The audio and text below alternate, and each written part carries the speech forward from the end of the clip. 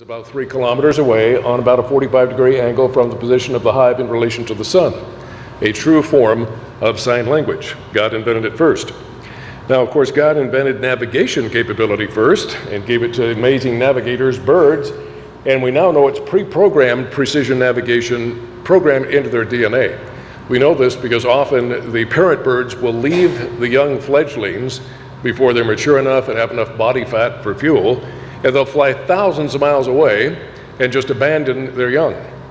But as soon as the young are old enough and mature enough to make the flight, they take off and fly over thousands of miles of never before seen land and sea and get to the same tree where their parents are 4,000 miles away. How do they do that? Well, they have absolute precision navigation capability. They use the sun, they use magnetic compasses, they use clocks to determine longitude. But what's really amazing is we have found, of course, this also is resident in the pinhead-sized brain of the longest migrating insect in the world, the monarch butterfly. Monarch has the ability to use the sun as a means of determining direction, except for the fact that the sun appears to move across the sky as the Earth rotates on its axis, so it has to automatically compensate for that. Excuse me. Also, it has the equivalent of a sextant in little slits in its antennae that allow it to measure accurately the precise distance of the sun above the horizon. Now, if you get this astronomical input and you have a pre-digested data in a navigator's almanac, mathematical formulas, you have a built-in biological calendar to tell you the season and the month and the date of the year. If the sun rises on a certain azimuth and gets a certain height on a certain day of the year, that tells you something about where you are on the globe of the Earth so far as latitude is concerned. And it has the ability to do all that in its pinhead-sized brain. But you need more than that. You have to determine longitude. And that could be done if you have accurate clocks. In fact, that was a big problem for man for centuries. Nobody had invented a clock that worked at sea. The old days, you know, they had pendulum clocks like a grandfather clock where you put that on a rocking, rolling ship and it doesn't work. So they had to invent the spiral watch spring that you wind up in a marine chronometer that would give you accurate time, and that's used to determine longitude. So you have local time, accurate clock that tells you that on that particular day, and standard meridian time, the time at 0 longitude. You subtract to find the difference in minutes between these two clocks, then you take that number and divide by a certain number, and that will give you your longitude. Does anybody know what number you divide by? Well, too bad, so sad for you. You're all going to drown in the ocean trying to find little islands. You know, the monarch takes off over 1,300 kilometers out over the Atlantic Ocean that's never seen in its life and finds the tiny little Bermuda Islands, which aren't very big. You have to be able to determine your longitude and latitude where you are and take the right trajectory from your position to intercept those islands. And you got to know what you're doing. You got to know your math. But all that is done in the little supercomputer pinhead-sized brain that God gave to these monarchs. Now then, if it's cloudy and foggy, it can still keep on direction using magnetite in its brain, which allows it to orient to the Earth's magnetic field. And then when the sun comes back out, it can get more precise astronomical computations to consider to continue precisely. But even all of this and the ability to use it is worthless unless you have something else. What else do you need? Something very important. You have to have an accurate map of the Earth. How in the world did an accurate biological map of the Earth get put in that little pinhead-sized brain? You see, it's not enough to have a map, which can be hard enough to explain how in the world that got there, but it has to be accurate. You know, when you go on a vacation someplace you've never gone before, you always make sure, prior to the days of GPS especially, you take a map, because it's going to tell you where things are that you've never been to before and you don't know where you're going. But what if the map is inaccurate? What if it's put together by a bunch of blind, random, destructive mutations in the DNA code? And so you compute your longitude and latitude where you are in North America, you take off on the right trajectory to intercept the Bermuda Islands, and you get there and there's nothing. As far as the eye can see, no islands. What's the problem? Well, you did all this part right, but you had an inaccurate map because it was put together by a bunch of accidental mistakes in your DNA code, and you drown. You run out of fuel and drown.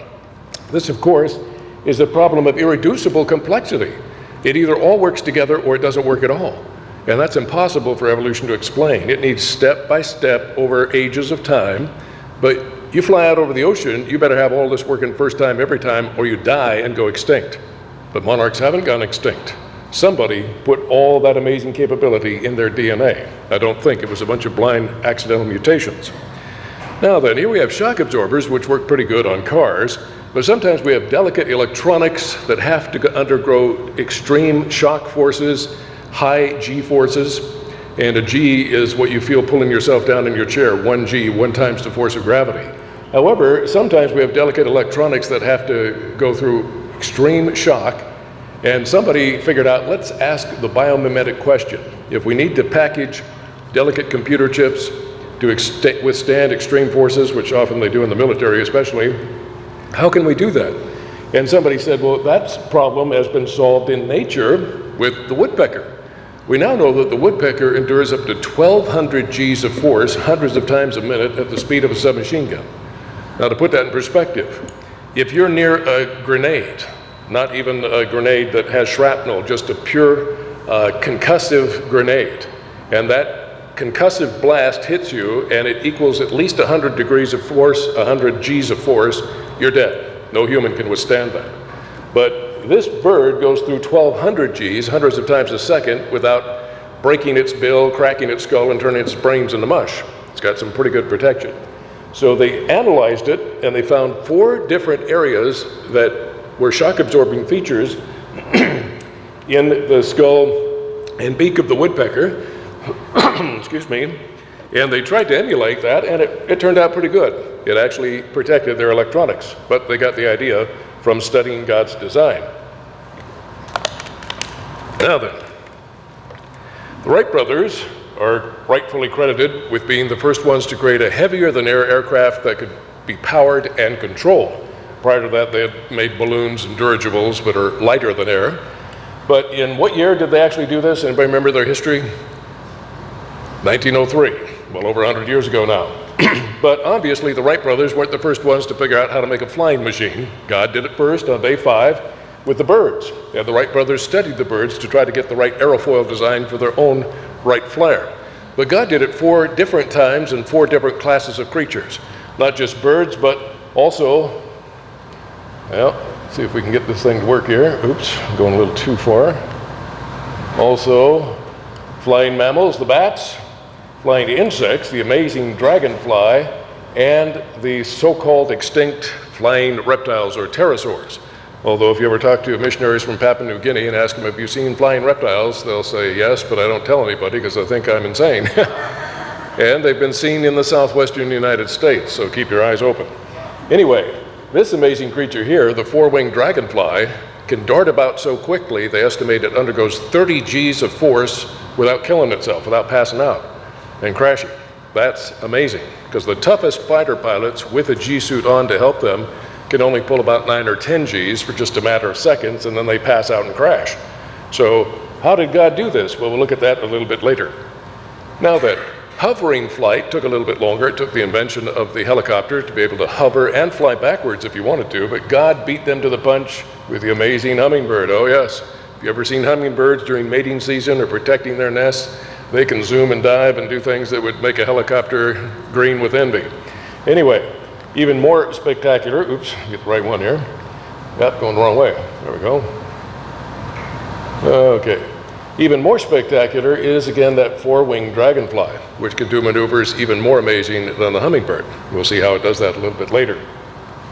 Now, gliding flight is not powered flight, but it's something man invented before he invented powered flight, but again, God beat them to the punch. Here we have the great-granddaddy of the hang glider, and these actually worked, back in the 1800s. And they also have the non-powered glider that the Wright brothers made to test out the aerodynamic principles of their Wright flyer. So they built a glider first, and it worked well, but God built gliders first. He built the flying fish, which is a little bit of a misnomer because it doesn't really flap its fins to fly. It just builds up speed in the water, jumps into the air, especially if it's being chased by predators, it goes pretty fast, jumps in the air, deploys these big fins, which are actually shaped aerodynamically like aerofoils for lift, and it can glide. They can glide quite a bit of distance, but they don't glide real high. So if you're fishing in tropical waters, watch out. You might get beamed in the head with the flying fish because they fly and they don't usually maneuver too well. Okay. Now also the flying squirrel, a mammal. And today we have, what do the skydivers use to help them glide long distance? It's called a squirrel suit. Yeah, who did they copy? God's design. God made it first. Okay. Now, George de Mestral, a Swiss electronics engineer, he has invented something that probably everyone in this room has used, but it's not an electronic product.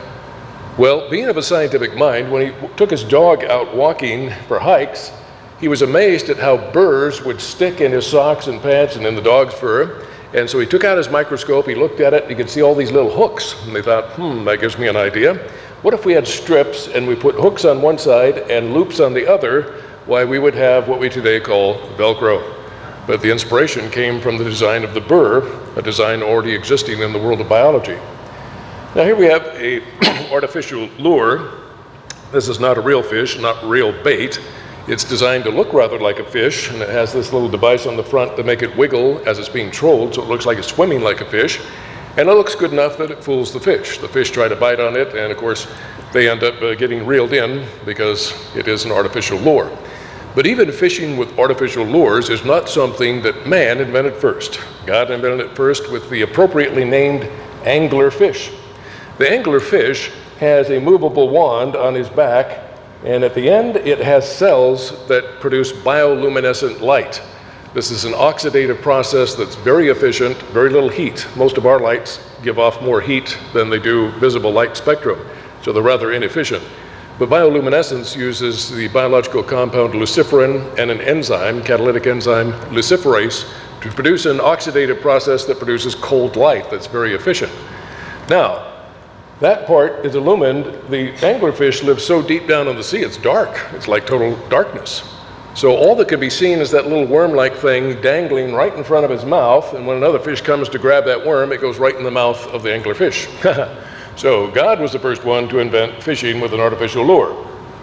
Now, solar power is all the rage today, but the concept of taking solar energy and converting it into a more useful form of energy, which in our technology, of course, is electricity, that concept is nothing new. God created that on day 3 when he created plants. Plants were the first ones to have solar panels. They're called leaves. And they use a very complex photosynthetic mechanism involving the Calvin cycle to produce chemical energy, convert solar energy into chemical energy, sugars that can be used for plants and ultimately power almost all of the biological world.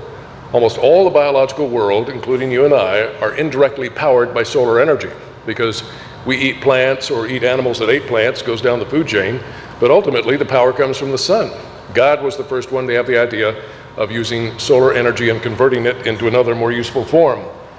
His mechanism, however, is so complex that if we started with the basic chemical agents, carbon, hydrogen, nitrogen, oxygen, sulfur, etc., and tried to put together just this one part of a plant cell, a chloroplast, it would be beyond our technological capability. God did it first. He was the first one to have the idea. Now, mirrors are something that man struggled with for a number of centuries. Man struggled just with getting clear glass. Clear back in the days of the Apostle Paul in the Roman Empire, they had glass, and we have all kinds of glass artifacts in museums today, but they're always kind of foggy and opaque because back then they hadn't figured out how to make the right chemical recipe to make glass clear. But by the time of the Renaissance, they had figured that out. And if you take clear glass and put a nice silvery backing on it, you get a very good optical quality mirror. By the time of Sir Isaac Newton, they had good enough optical quality mirrors that he decided to invent a new type of telescope, the reflector telescope that uses a big concave mirror instead of an objective lens as the main means of magnification. And it actually bears his name to this day. It's called the Newtonian telescope. But long before man had invented good optical mirrors and good enough for telescopes, God had invented optical quality mirrors first. We find them in the eyes of shrimp and lobsters and a certain fish. The fish is called the spook fish, and it has compound eyes that see both up and down at the same time. 2 compound eyes on each side. I think it's called the spook fish because it spooks so easily. You can't approach it from any direction without it seeing you and getting spooked off. So it has virtually 360-degree awareness because of these eyes. So images coming from the top come through a conventional eye. Images from the bottom, however, are focused off of a concave optical mirror onto a separate retina. Now in the cross section, we see images from the top are focused by this lens here onto this red pigment down here. That's actually the retina. You have a separate retina here for images coming from the bottom. They're actually focused off this concave optical quality lens that's not a lens, it's a mirror. And it focuses the image there. Both retinas are connected to an optical nerve that goes to the brain. So it's getting information from 4 eyes simultaneously. You know, if you wear glasses, sometimes they call you 4 eyes. Well, the spookfish is the original 4 eyes, and he has an amazing brain that can process all this. But it shows, again, God invented it first, optical quality mirrors. Now, sonar really came into its own during World War II, and this, of course, is the concept of echolocation.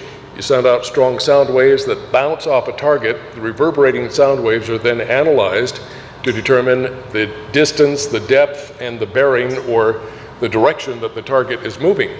But long before man invented sonar and used it effectively first in World War II, God had invented it first. He invented it with amazing bats. Bats have far more amazing sonar than we have. They can fly around on a moonless night and chase after little no-see-ums, which means even in daylight you can't see them. They can see it with sonar and catch them in their mouths, far more precise than our sonar systems. God also gave this ability to certain marine mammals, most notably the dolphin. The dolphin has these powerful muscles in its nasal sacs that powerfully contract and produce clicking sounds that are focused through a fatty lens, a lens that actually focuses sound waves. It's called a sound melon, and it has unique lipids or fatty acids that are used to make this special fat, and it focuses on the target.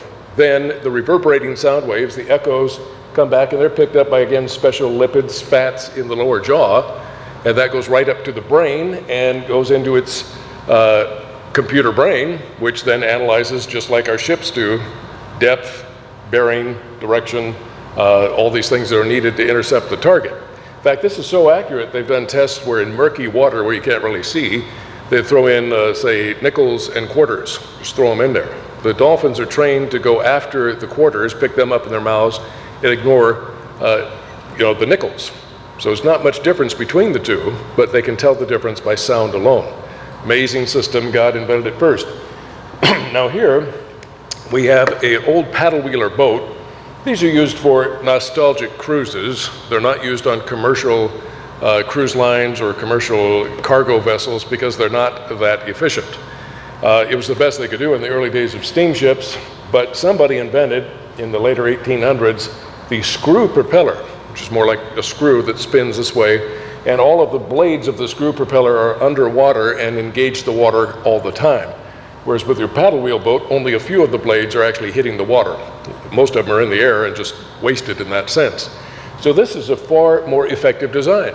In fact, the man who invented it took out his little boat in New York Harbor and he exceeded the speed limit. So the harbor police came after him with their paddle wheeler boats and he just ran circles around them all day. They couldn't begin to catch him. He obviously had invented a superior technology. But God beat them to the punch. God invented a true rotary propulsion system long before man did. From the beginning of creation, God had invented the world's tiniest submarine with the world's tiniest rotary propulsion system. It is found in the E. coli single-celled bacterium. It has 40 different complex protein parts, and it is amazingly powerful, it's amazingly resilient, and it is amazingly efficient. Howard Berg of Harvard University said this is the most efficient engine known to exist in the universe, far more efficient than anything we've been able to create ourselves. If you have a great big SUV or a pickup with a V8 engine, you might get somewhere between 8 to 12% efficiency out of that engine. In other words, how much useful work you can get out of it compared to what's in a gallon of gas, how much you actually get out of it, 8 to 12%. If you've got a really good economy car, maybe somewhere between 30 to 40%. The best efficient engines we have are electric, and Tesla, who makes an electric car, recently was bragging that they came up with an electric engine that they claim has 75% efficiency. Wow, that's really good. Other engineers looked at it and said, well, we only get 68% out of that design. So maybe they're fudging a little, I don't know. The point is, this machine gets something like 99.97, something like that. I mean, almost 100%. We have nothing that can approach that level of efficiency. No machine can actually attain 100% efficiency because there's a law in physics that makes that impossible. That is the second law of thermodynamics, which states that when any work is done, some of the available free energy that can be harnessed for useful work is dissipated into an unusable form of energy called entropy. So it's usually heat that dissipates and can no longer be harnessed. So that happens with all of our engines, but with this one, you get nearly 100%. There's nothing like it that we know of in the universe. Not only is it incredibly efficient, it is also incredibly powerful. This thing can rotate at up to 100,000 RPMs down here. It has some kind of reduction gear in the shaft here so that the twisted filament that acts like propeller blades and has a true rotary propulsion system, it doesn't rotate quite that fast. But it does mean it can go very fast in relation to its size. Now, when things are very tiny, like a microscopic cell, you don't measure their speed in miles per hour. You measure it in how many body lengths they can go through in 1 second. How many of their own body lengths could they go through in 1 second?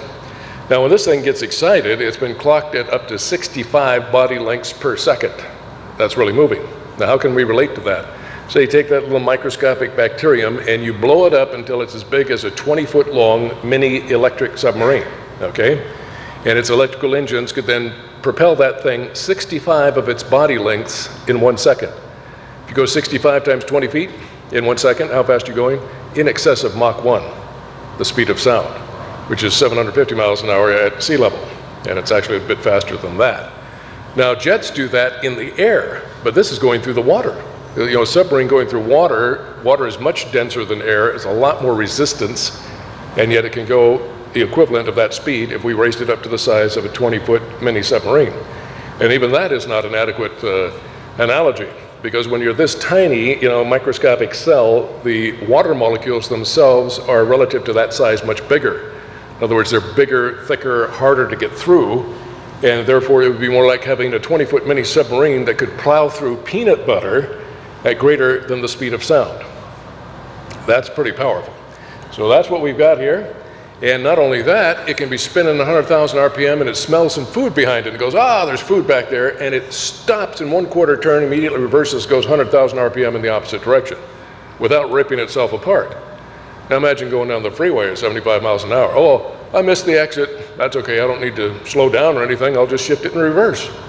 Yeah, you'll slow down real quick, and you won't be going anywhere fast till the tow truck comes. So this has amazing efficiency, power, speed. It has amazing resilience. It's been studied for decades. Millions of dollars been invested trying to figure out how we might copy some of this amazing technology. But the scientists say that the one thing we know absolutely for sure about it is that blind, random, accidental mutations put the thing together in the first place. Really. Well, we've got 40 complex protein parts. You take just one of those parts out of there, the system doesn't work. Much like in our own technology, in a machine, all the parts are interdependent. They have to work together. You take out one part and the other parts may be good, but they can't cooperate, and therefore the system as a whole is inoperative. You can have all the parts in your car engine, but say the fuel pump is defective. Doesn't matter that all the other parts are there and they work. You're not going anywhere until you replace that fuel pump. So the problem is this thing needs motility. It has to move around to find food, otherwise it starves to death. So no motility means extinction. Now, if it evolved 39 of these parts, and each protein part is so complex with trillions of years of time and chance it could not have evolved, we can argue that mathematically very easily, how do you get that last part?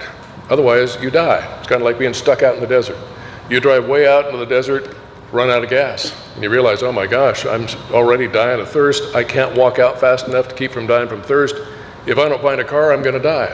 You stumble on a dirt road, here's a car, oh my goodness, somebody left the keys in it. You turn the key, nothing happens. You raise the hood, all the parts appear to be there, but you can see somebody smashed the distributor cap.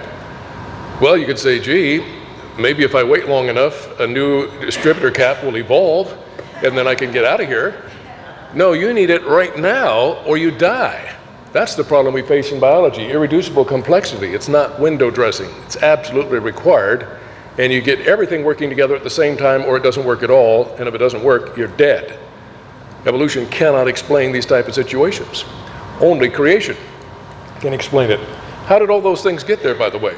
when these things reproduce, there is a genetic blueprint that tells exactly the specifications, the size, and the tolerances of these parts, what order they're to be built in, how they're to be put together. It's read by the equivalent of computerized robots that can read this language, translate it into another language called RNA, and then translate it into a third language, the language of function and structure, which is proteins. So you have a blueprint that somebody wrote that tells pre-programmed robotic molecular machines what to do, because they can read the blueprint and follow the instructions and build it to an exact tolerance in the sequence that it's meant to be built. Where in the history of the world have we seen anything like that happen without intelligent design? It doesn't happen any other way. And all they have to do is give an example, and they'd be equal to us. No, we can prove in any laboratory any day of the week. Intelligence produces information like blueprints. Intelligence produces complex computerized robots that can read information and follow instructions and build things. It doesn't happen any other way as far as science is concerned. Now then, when we look at the cross-section, we can see it has the true functions of an electric motor, except it uses a different type of charged particle. Electrical motors use the flow of electrons, which are negatively charged particles. This uses the flow of positively charged particles called protons or hydrogen ions. Metabolic processes build up the flow of these hydrogen ions, and they run through that thing like a water wheel and spin it at up to 100,000 RPM. Just like the principle of an electric motor, but using a different type of charged particle. God invented it first. Now here we have the AH-64 Apache attack helicopter, very effective against the terrorists in the Middle East. This is the most recent version, has a radar dome on top there, and it's called the longbow because it can hide behind buildings or trees or cliffs, and just the mast is exposed, and it can target with radar miles away and fire Hellfire or Griffin missiles to take out the terrorists. It has targeting pods on swivels in the front that give optical as well as infrared sensoring. So even at night, when you don't have the visible spectrum of light, the heat signature, the infrared signature is picked up, and people look like they glow with their body heat. Very, very effective if you look on YouTube. But man was not the first one to invent what is called FLIR. FLIR is an acronym for forward-looking infrared. God invented FLIR first and gave FLIR pods to certain animals, snakes of all things. Here we have the forward-looking infrared pods on a python, and here they are on the rattlesnake. In tests, they've taped over the eyes of the snake so they can't see at all. Then they'll poke the snake with a stick to agitate it. Then they'll move the stick around in front of it, and the snake can tell the difference in the infrared signature of the stick in the background well enough that it can hit that stick just as if it were able to see in daylight. It's a very effective system, but God invented it first. Now, here we have a decoy duck. Not terribly great technology, although nowadays they're a little more sophisticated. They're not just wooden and paint and anchored. They actually have motors, so they're on a tether and they can actually move around like they're swimming. They can actually look like they're flapping their wings. They can have a duck call built into them so they sound like they're quacking. You know, the hunter doesn't have to do his own duck call. The decoy can do it. So animated decoys are used for what? To make the ducks feel, oh, these ducks down there sound like they're having a wonderful time swimming around. There must be food down there. They're not being molested or hassled by hunters, so it must be safe. So we'll fly down and join them. And of course, when they're lured into the appropriate range of the hunter's guns, they become duck soup. Now, this is not something man invented first. God was the first one to have the idea of an animated decoy to lure a creature in close that ordinarily will not come in close. And he put this decoy on, of all things, the back of a freshwater clam called the Lampsilus. Why does this clam mount on its back something that looks all the world like a little minnow, a little fish? Has an eye like a fish, head like a fish, body like a fish, fins like a fish, tail like a fish, and it even moves like a fish, looking like it's trying to swim against the current and hold its own against the current of the stream. Why does this freshwater clam need such an exquisite animated decoy? Because if it doesn't, it won't be able to reproduce. It has to lure fish in close in order to reproduce, and ordinarily they don't come in close because clams have a hard shell and fish can't eat them. They ignore them. So you got to get them to be lured in with a decoy. What does it look like? Well, there it is. It's the eye of a fish, body of a fish, fins and tail, and it moves like it's trying to swim against the current. Now, of course, predatory fish will ignore a clam, but if they see that, they're going to go, oh, there's a tasty morsel. They come in close to eat the decoy, and somehow, electrically, we think, the clam detects the exact position of the fish, and it squirts its tiny larvae into the mouth of the fish. These larvae have little hooks that attach to the gills of the fish and extract nutrients from the bloodstream until they grow into tiny little clams that then fall off on the bottom of the stream and embed in the mud and grow to adult clams that then mount their own animated decoys so they can reproduce also. This is a big problem for evolution. Why does this decoy have to be so exquisite? Just a little thing that looked like a worm that can move, like the anglerfish has, would be plenty adequate to lure fish in. Why all this extreme perfection of such a perfect-looking fish? I think God did it to tweak the evolutionists, because even by evolutionist standards, how long would it take for something this good to evolve? At least tens of thousands of years. How do you reproduce in the meantime? Clams don't live tens or thousands of years. And it's so exquisite to show that God is not just the great engineer, he's the great artist. There's nothing too hard for him. He doesn't have to just use a little worm-like thing. He can make an exquisite fish decoy, because with him all things are possible. Now here we have a couple of jets, 20th century jets, the MiG-21 fish bed and the SR-71 Blackbird reconnaissance aircraft, both supersonic, and they have inlet spikes that regulate how much air can come into the inlet of the jet engine, because when you're flying at high speed, you get too much air coming in, it can stall the engine and cause a crash. And especially at supersonic speeds, you have to regulate where the supersonic shock wave is manifesting. You want it to manifest back of the inlet and not in it. So man came up with this idea. We'll put the spike there. It's on a piston that can go in and out to regulate at different speeds how much air can come in. But man didn't invent this first. God invented the inlet spike and put it on the fastest creature in the animal kingdom.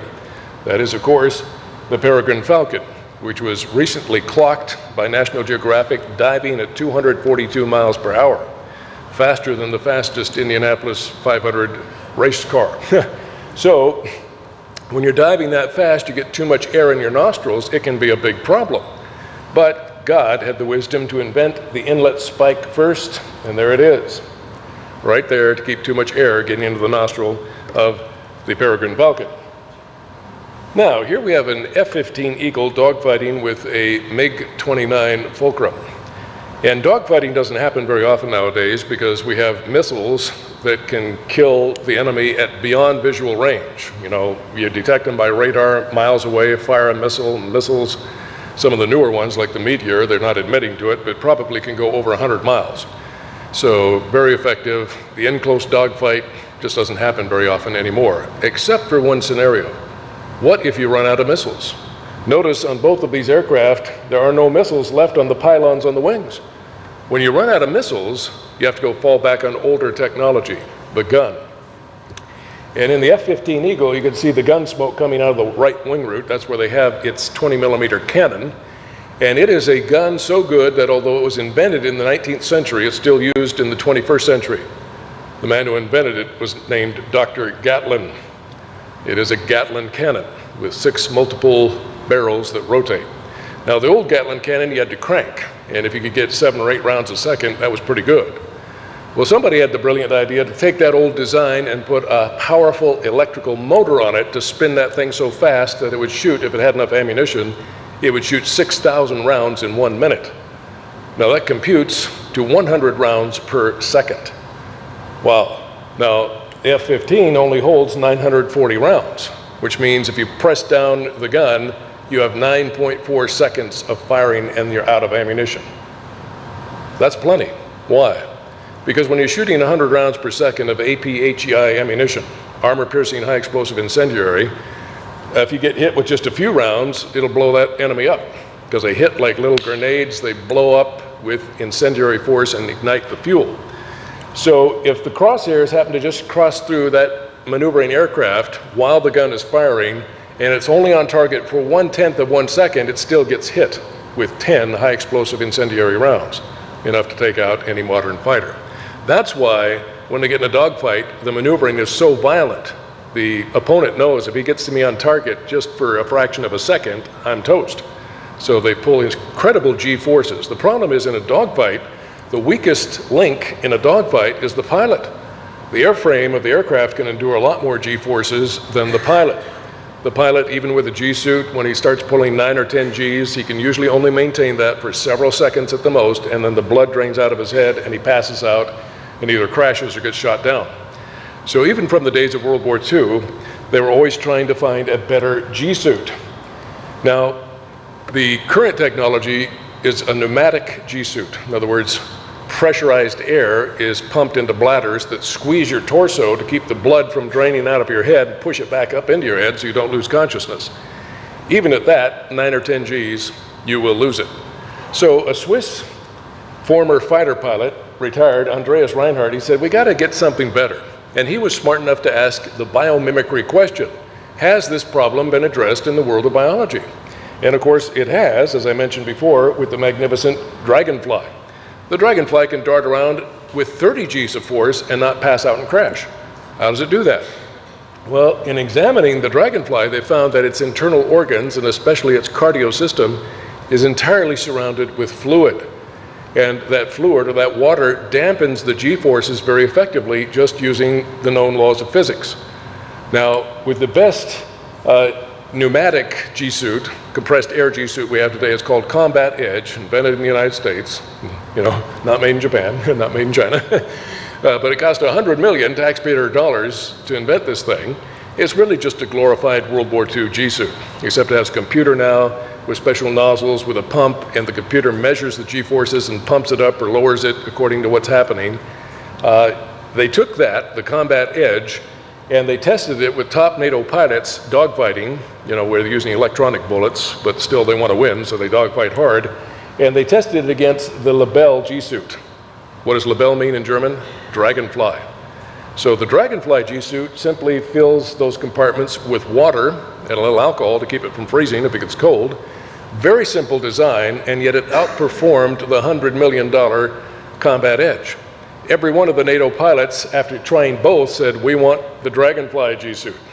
With the Combat Edge, we can still only pull about 9 or 10 Gs for several seconds, and then, I feel I'm passing out. I got to pull back on the Gs.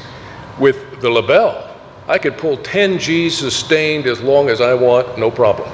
Tremendous advantage in a dogfight.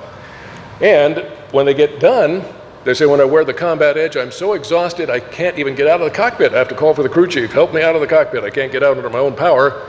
But if I wear the Dragonfly G-suit, I feel great. I feel just exhilarated, no problem at all.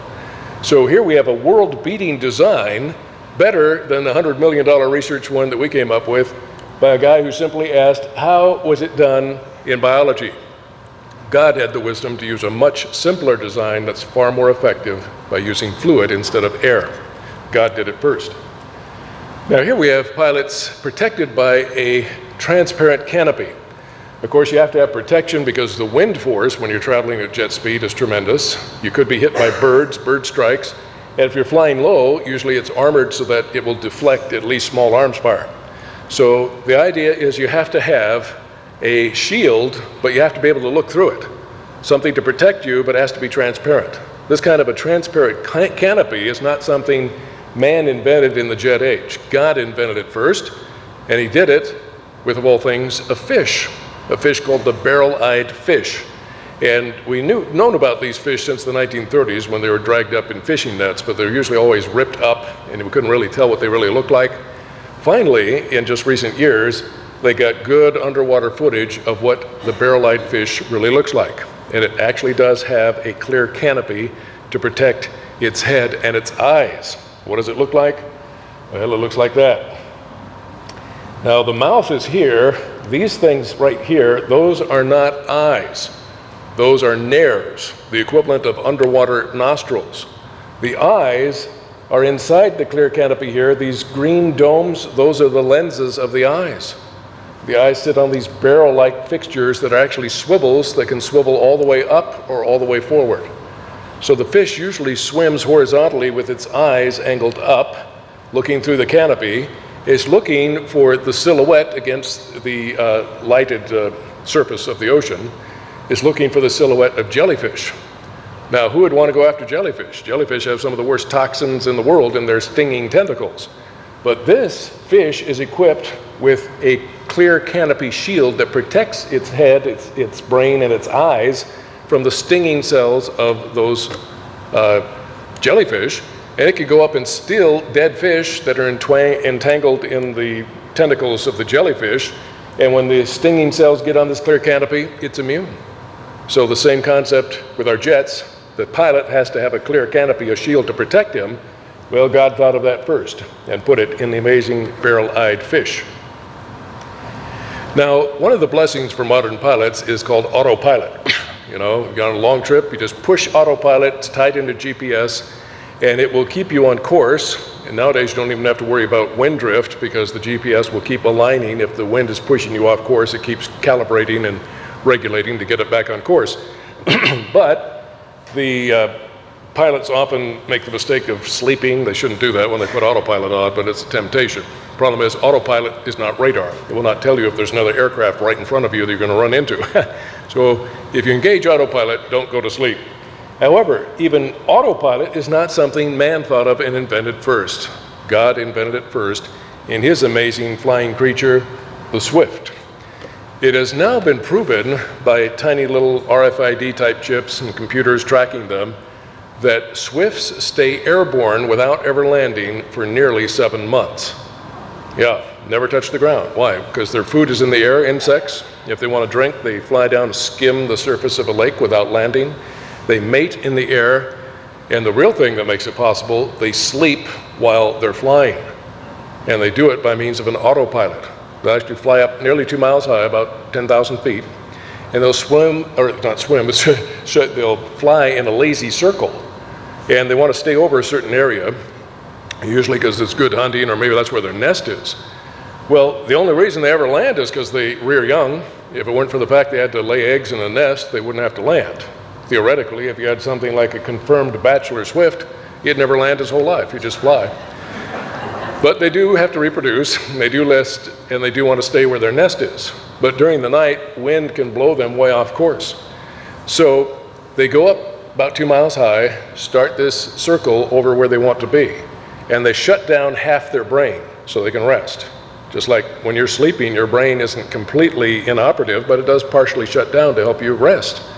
Well, it shuts down half its brain, but the half of brain that remains engages an autopilot. And that autopilot causes the bird, while it's sleeping, to sense the wind drift. So when you're going in a circle, when you're going in half that circle, you're facing a headwind. That means you have to speed up a little bit or you're going to be pushed back. But then when it gets the other half of the circle, it's now a tailwind, which means you have to slow down a little bit or you're going to be pushed too far. So while it's sleeping, it's constantly sensing what the wind is doing in that circle, pushing or slowing. It has to speed up or slow down just the right amount, and it's exactly over its nest in the morning, even though it's been sleeping. That's an amazingly effective autopilot. In fact, Johann Bachmann, a Lund University, Sweden expert in bird navigation, he said, "We have found that swifts have an extraordinary ability to perform orientations in relation to wind. Even the most advanced planes with good navigational instruments would probably be unable to judge the wind drift like this. The remarkable thing is that they do all this while flying through the night and sleeping on the wing at these very high altitudes." So not only did God invent autopilot first, he did it superior to anything that we have in our current technology today.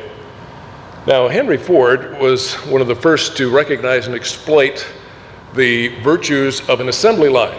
Prior to the assembly line, master craftsmen had to know a lot of different trades and skills, and they'd all work together until they made one car, and it was slow and very expensive.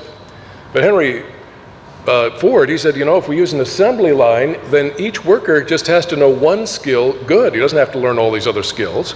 And he just does one job good, and it moves down, and it's fast and efficient, and we can make cars cheap enough that everybody can afford one. And that did come true. But the concept of an assembly line, where you have workers doing a job until you have a finished product, that's nothing new. Nowadays, we have different assembly lines, like this model of Mercedes-Benz in Germany. It has almost all programmed, computerized robots doing almost all the work. very little human involvement. But even this type of an assembly line where you have programmed robots doing the work is not something new. God invented it first. Where did he invent it? In the cells of your body, in the metabolic pathways. Krebs metabolic or citric acid cycle is one of the most important, but there's all kind of precursor metabolic cycles. If we had a chart that filled up half of this ceiling here, I could show you all those prior to this. But it's the same concept. You have a chemical substrate that has to be progressively worked on until you get a finished product at the end of the assembly line. And the things that do those jobs are literally molecular programmed robots called enzymes. And they're more complex than any robot you'll find in a 21st century factory today. God invented it first. Now, here we have the Honda Asimo two-legged walking robot. And it took them decades to finally get it up to where it is now, where it has enough self-awareness and sensors that it can actually walk through a room and not trip over a chair or run into a table. It recognizes obstacles. And it can recognize something like a stair. There's a stairway. It doesn't go, oh, I need to avoid that. It goes, oh, I recognize that's a stairway. It'll go up and walk up the stairs, turn around and walk back down the stairs. All without remote control, all without being tethered, all by figuring out this stuff itself, because it has a smart enough computer to do that now. Well, that's a pretty amazing achievement, but it's nothing new. God invented it first. You all have two-legged walking robots in the cells of your body by the quadrillions. And if you didn't, you wouldn't be able to live, because they are the transportation trucks, so to speak, in cells that carry proteins to their important destinations. Instead of using trucks to transport them or railroad cars, God uses two-legged walking robots, literally. Now, these two-legged walking robots, called kinesin motor molecules, will attach to a package of a vesicle or a sac of proteins that need to go to a certain destination in the cell. And in the cell, in the eukaryotic cells, like we have in our bodies, they have these microtubules that spread out like a vast highway or freeway system, and you can go to all parts of the cell by walking on that highway system. Well, the things that walk are not trucks, but two-legged robots. If they need a big package, two of them will carry it, otherwise one will do it. They can walk forward and backwards with equal ease. That's something that you don't find in the Asimo. And they're given instructions by the nucleus of the cell. Here's a package of proteins, they need to go to this part of the cell. It gets the instructions, it figures out what highway to go on, what turns to take, and delivers them to the destination. Now, in a eukaryotic cell, which means a cell that has a nucleus enclosed with a membrane and other organelles that appear to have membranes, and those are the type of cells you have in your body, by the way, at this magnification, you can't hardly even see this highway system, because the microtubules are made out of proteins that are only about 15 to 20 nanometers in diameter, and the nanometer is a billionth of a meter. So without a very high-powered scanning electron microscope, you couldn't even see these things. Anyway, what does it look like? Here it is, the kinesin walking robotic molecule. It has arms at the top that attach to the sac of proteins. It has two hinges in its body because it takes off walking real fast and has to bend or it'll break. Kind of like the old proverb, you got to bend with the wind, otherwise you'll break. Well, God put hinges in the body there, and at the bottom, so help me God, there's two little legs with two little feet that walk left to right along that microtubule highway. The bottom actually is a separate motor molecule called myosin, and it has two legs and feet that literally walk left, right, down the actin filament, the microtubule, and it's powered by the main energy currency at the cellular level, which is adenosine triphosphate, or ATP.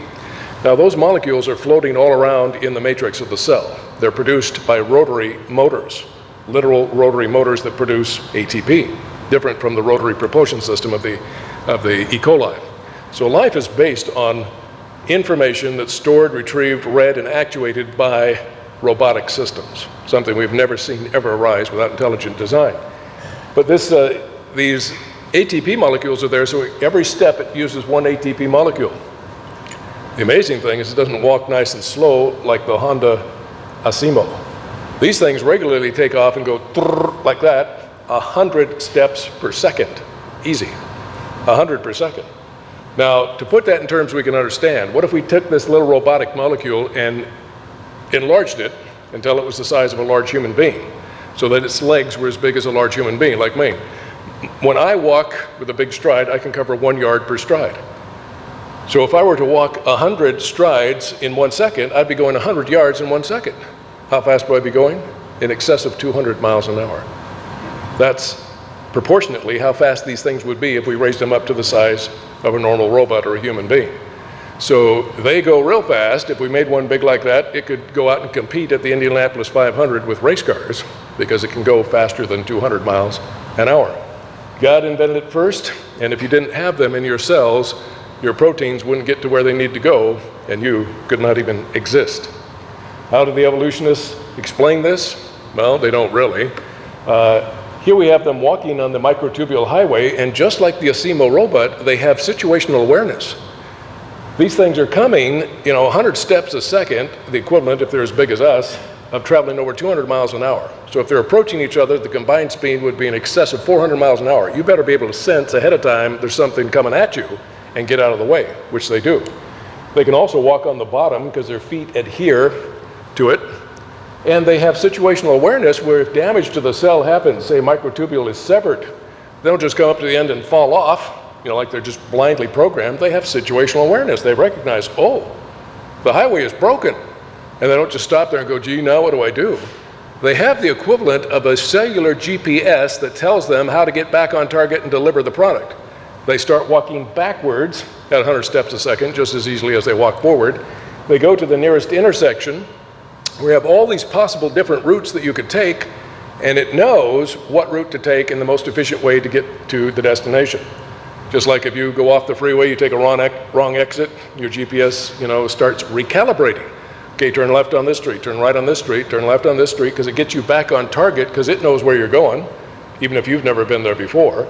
And these things know where they're going because they have a cellular GPS, better than our best robots today, more complex than our robots today. God invented it first.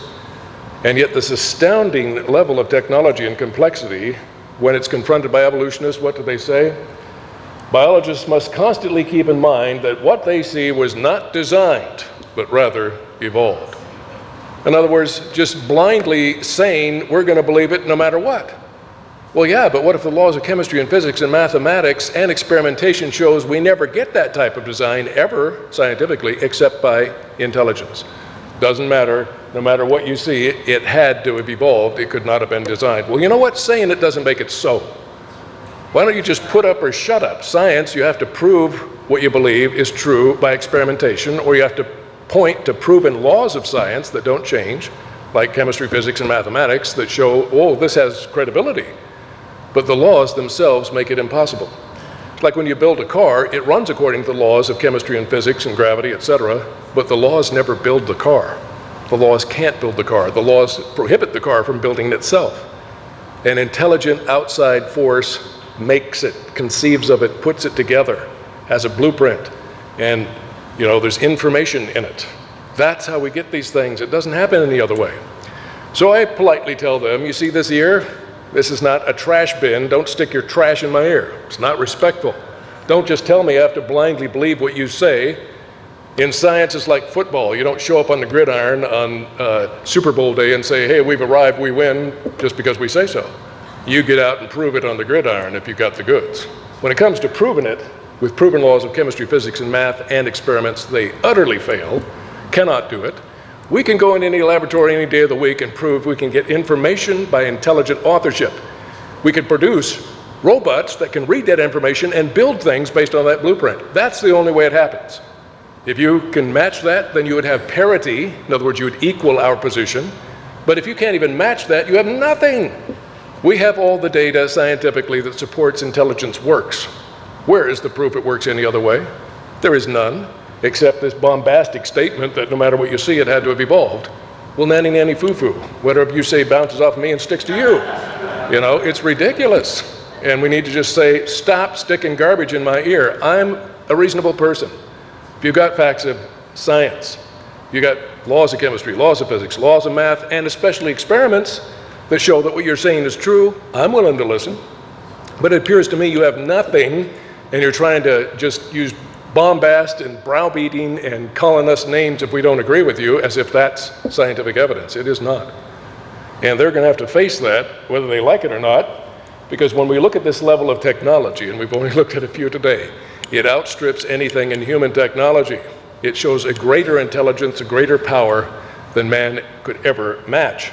And God says that leaves them without excuse. As it says in Romans chapter 1, verse 20, for ever since the creation of the world, his invisible nature and attributes, that is, his eternal power and divinity, have been made intelligible and clearly discernible in and through the things that have been made, his handiworks. Today we've looked at just some of his marvelous handiworks that God thought of first, and that we can at best only copy. And therefore men are altogether without any defense or justification. You know, on the judgment day, Charles Darwin, I think, will have more lenience than his cohorts today. Darwin could plead a lot of ignorance. You know, the Bible says if men sin, not knowing so much what they're doing, they'll be beaten with few stripes. In other words, they'll have a less severe punishment. But those who know full well what they're doing and still do it, they will be beaten with many stripes. They get a more severe punishment. Well, Darwin could say, oh, God, have a little lenience. After all, I didn't know about DNA, RNA, ribosomes, proteins. I didn't know about all this stuff Dr. Kindell talked about today. It was unknown in the middle of the 1800s. Yeah, there was plenty he knew that he did reject, but he didn't know what we know today. What are his contemporaries today going to say? Oh, God, be lenient, we didn't know anything? They know more than has ever been known by scientists in the history of the world. And to whom much is given, of the same shall much be required. And they do worse than that. Like Jesus said of the Pharisees, you not only refuse to enter the kingdom of God yourselves, you try to hinder those who are willing to enter. And for that you will have the greater judgment. So pray for these evolutionists. Pray for Stephen Hawking. He surely doesn't have much longer. But he gets up there and says, oh, there's no God, because I'm so smart, I figured out everything came from nothing.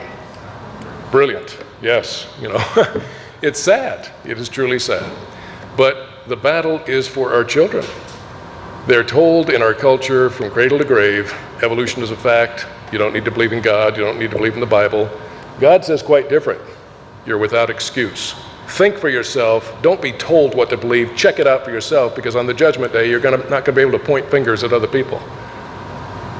Study, show yourselves approved unto God, the scripture says. Give an answer to every man who asks you, a reason for the hope that's within you. Earnestly contend for the gospel in these last days, and one of the major attacks has been at the foundation of creation. If Genesis 1:1 is not true, in the beginning God created the heavens and the earth, then nothing else in the Bible can be true. You knock down that first verse, everything goes. The enemy knows that. That's why they attack creation so much today. Because if there is a God, we're accountable, and they don't want to be accountable. Simple as that. He's a loving God. He doesn't want to judge them. He doesn't want them to be separated from him, but he has this horrible law that they just can't live with. Thou shalt love the Lord your God with your whole heart, soul, mind, and strength, and love your neighbor as yourself. In our hearts, we know that's true. We were designed and created for love. But the richest, most powerful, most influential people in the world, I'll tell you, did not get there by loving God and loving their neighbor as themselves. They climbed over whoever they had to, in whatever way they had to get that kind of power, and they don't want to give it up. They love the pleasures of sin. They don't want to give it up. And so God becomes their worst nightmare. Well, if they want to reject God and go into eternity without him, that's their prerogative. They're made in the image of God. They have the dignity of free choice. But why do they have to take our children on the broad path to eternal ruin? Well, because they're under the power of the devil that they don't even believe in. And that's what the devil wants, to kill and steal and destroy. His most successful lie has been evolution. So let us study. Let us earnestly contend for the gospel. Let us refute the gainsayers. Now, the Bible says not to ignore them, to refute them. Why are we in this big trouble with evolution today? Our fundamentalist forefathers, back in the days of Darwin, said, oh, it's a crazy theory. Nothing will ever come of it. They didn't bother to refute it. They didn't contend with it. They didn't try to suppress it and destroy it with the truth. They just let it have free rein, and look at where we are today. We have to earnestly contend for the scripture, give an answer, and refute the gainsayers, not ignore them. And more so today than ever. And start with your children. We're losing 2/3 of our children from the church. I mean, that's horrific attrition. And of all places, if they can't hear the truth in the church, where are they going to hear it? Thank God for your pastor. There are many churches that will not even play one of my videos. Oh, creation is too controversial. We can't have that in our Sunday school. Really? Why don't you just get out of the army of the Lord? Why don't you just stop following Jesus Christ, the most controversial man who ever lived in history, if you're wanting to avoid controversy? Why don't you give up the deity of Christ, virgin birth, and the resurrection? That's very controversial. Why don't you give that up too? You see, once you start giving it up, the people you want the praise from are not going to be satisfied till you give it all up. So why not just not give any of it up? We want the praise of God, not the praise of man. Amen? Well, I've gone too long. God bless you. I do have this available on DVD, both part 1 that I've done today and part 2, which is all different examples, but extremely important and good also. I've run out of these because I've been on the road for 7 weeks. I'll get back home next week. But if you want to sign up for it and prepay, then I'll ship it to you free of shipping and handling, so it won't cost you any more than if you got it here. Anyway, Pastor Rick, we'll turn it over to you. Thank you so much for your attention today.